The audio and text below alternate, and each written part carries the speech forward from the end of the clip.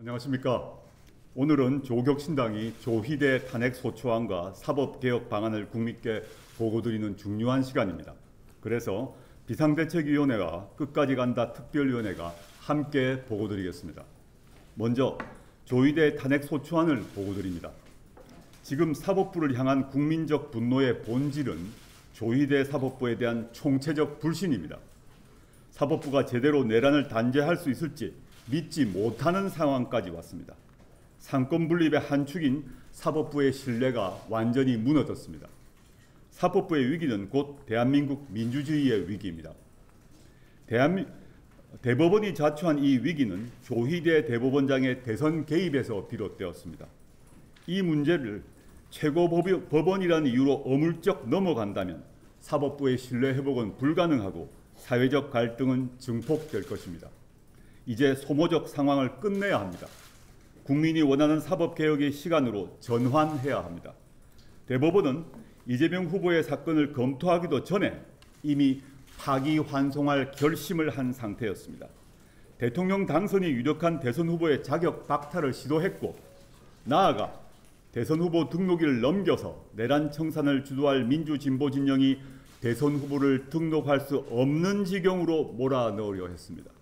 이는 5월 1일 이재명 후보에 대한 파기환송 결정과 2일 한덕수 대선 출마 선언, 10일에 발생한 국민의힘의 대선 후보 교체와 맞물립니다. 조국신당은 대법원이 내란 연장 세력과 결탁한 사실에 대해서 반드시 진상을 밝히고 응당한 책임을 묻겠습니다. 그러나 국회가 본질적인 해결책인 조희대 탄핵을 미루고 있습니다. 조국혁신당이 나서겠습니다. 오늘 최우수단인 탄핵소추안을 공개하고 개혁 야당들과 함께 사법개혁 연대를 추진할 것입니다. 피소추자 조희대는 대선 개입 판결로 국민주권주의와 대의민주주의, 실질적 법치국가 원칙 등 헌법 질서를 심대하게 훼손했고 남용하였습니다. 피소추자의 중대한 헌법 위반은 국민이 부여한 신임에 대한 배신으로 탄핵에 의한 파면은 정당합니다.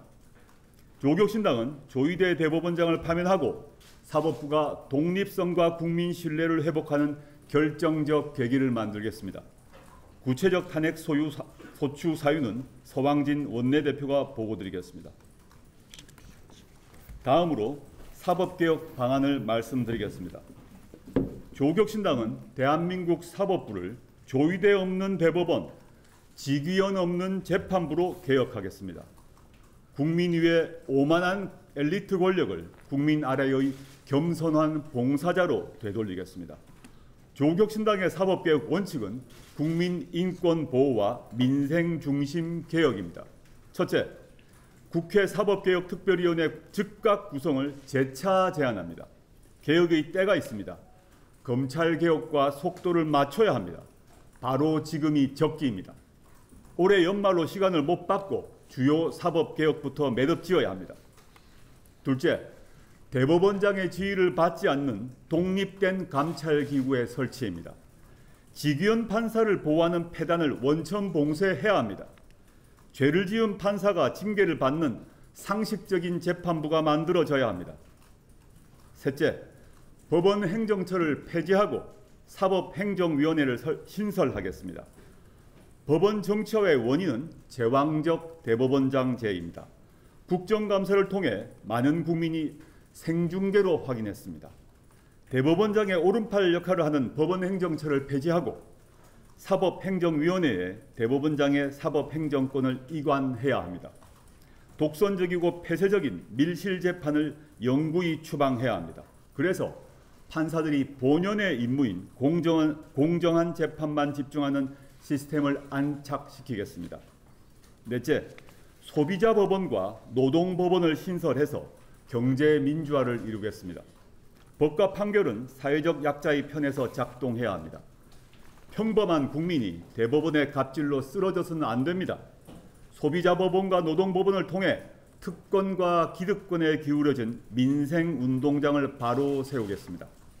조국신당은 이 외에도 재판소원제도 도입, 대법관 증언과 판결문 완전 공개, AI 시대에 맞는 투명하고 효율적인 법률 서비스 등 국민의 눈높이와 시대에 맞는 사법개혁 방안을 마련했습니다. 자세한 내용은 끝까지 간다 특위 법원개혁 소위원장이신 이혜민 의원께서 보고드리겠습니다. 이제 사법개혁의 시간입니다. 조국혁신당은 사법개혁의 망치질을 멈추지 않고 끝까지 가겠습니다. 감사합니다.